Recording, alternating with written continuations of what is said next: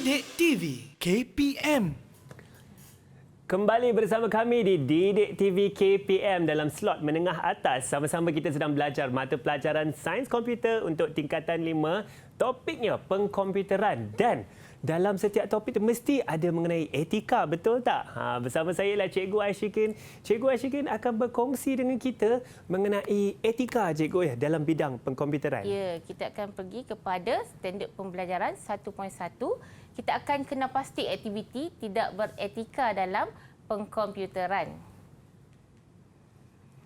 Okey, kita ada etika dalam apa-apa kerja, dalam kehidupan apa dia ada etika dia, kan? So, ini adalah merupakan panduan piawai bagi mengawal pengguna komputer supaya mematuhi nilai-nilai moral. Okey, kita ada Institut Etika Komputer ni, dia telah mengeluarkan garis panduan sebagai rujukan kepada semua pengguna komputer.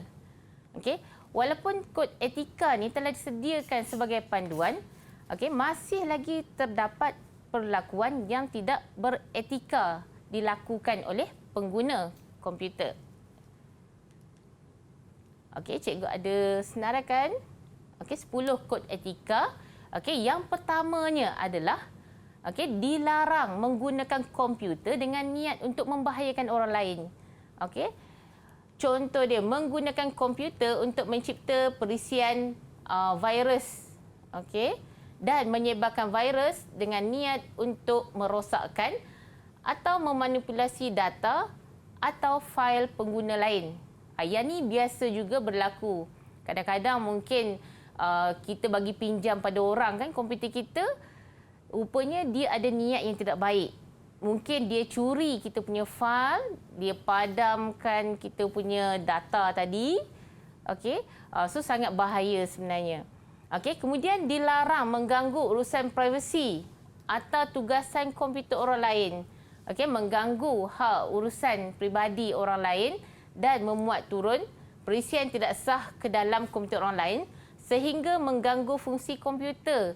Kalau kata kita menggunakan komputer orang lain, okey, tiba-tiba kita rasa macam nak install perisian tersebut ke dalam komputer yang kita gunakan itu, sebenarnya kita tidak boleh sesuka hatilah, kan, nak install dalam komputer orang ni, sebab kadang-kadang fungsinya akan berubah.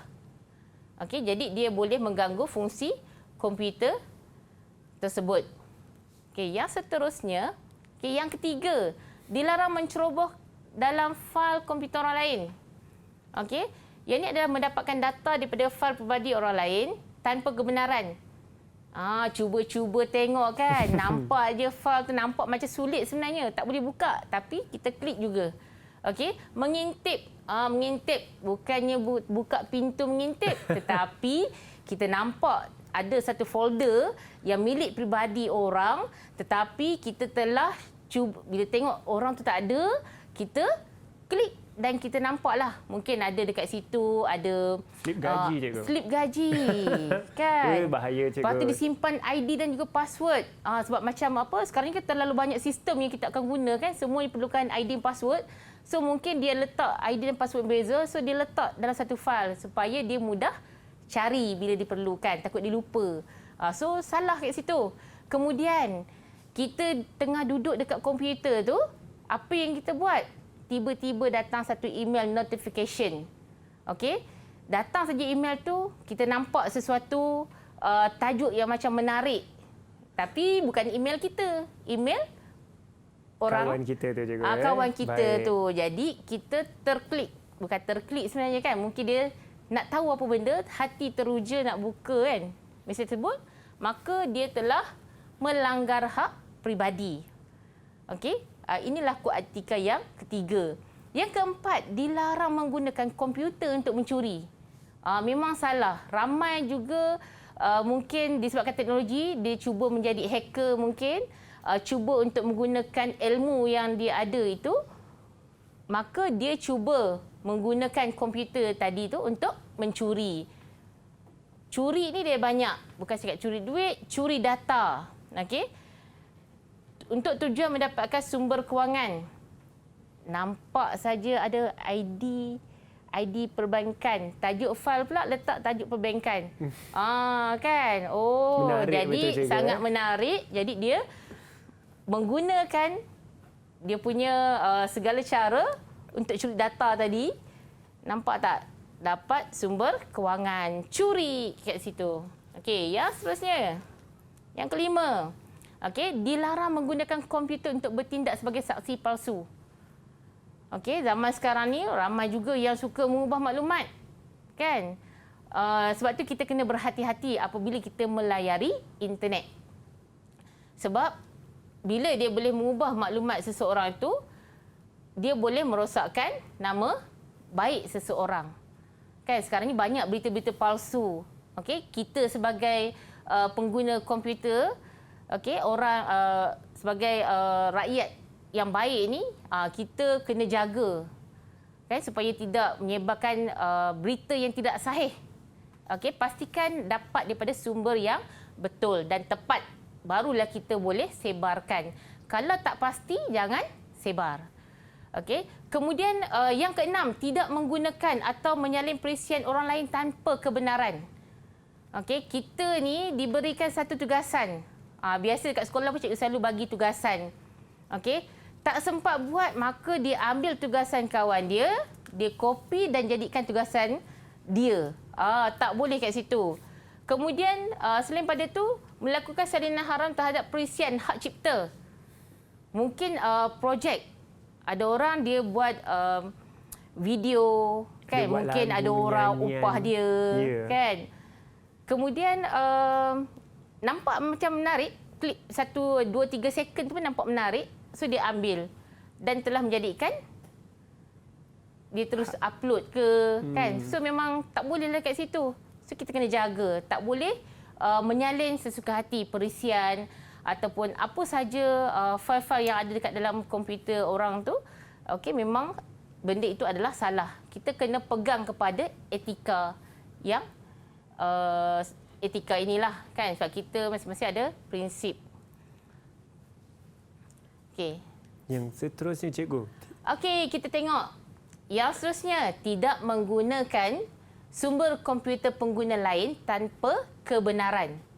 Okey, nak guna komputer. Sebab tu zaman sekarang ni, macam cikgu sendiri pun, cikgu letak password dekat PC cikgu. Sebab mungkin dalam PC cikgu ada pelbagai perkara yang agak sulit.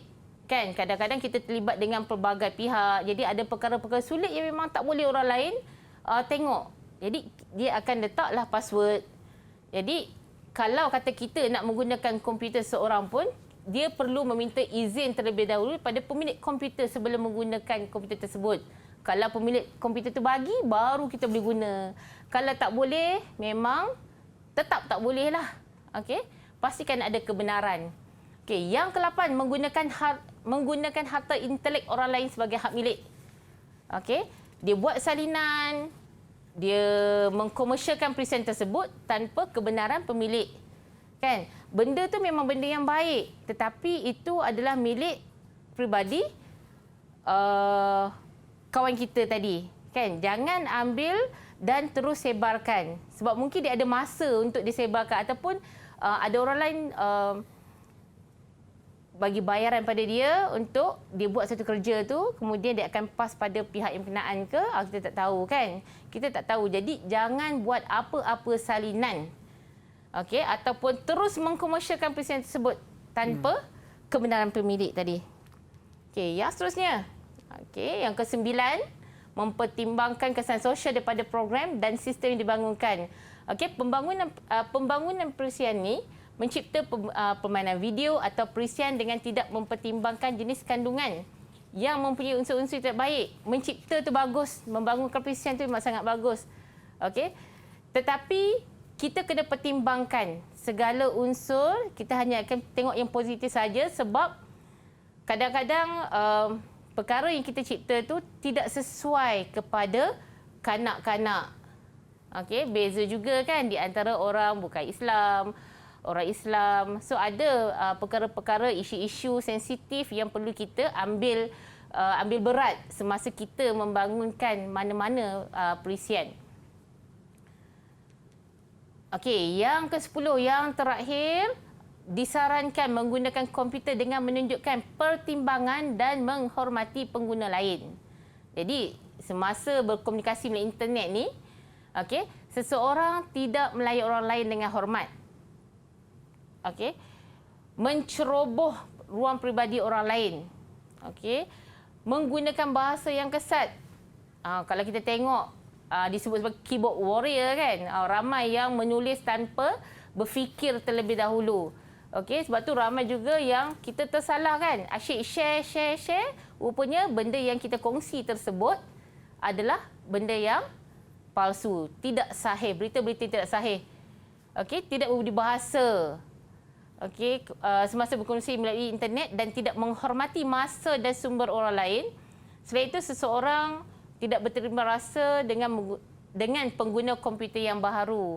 Orang lama ni kadang-kadang mungkin sebab dia rasa dia dah lama dalam bidang ni, maka bila orang yang baru terlibat, maka boleh berlakulah mungkin berlakulah jenayah-jenayah lain.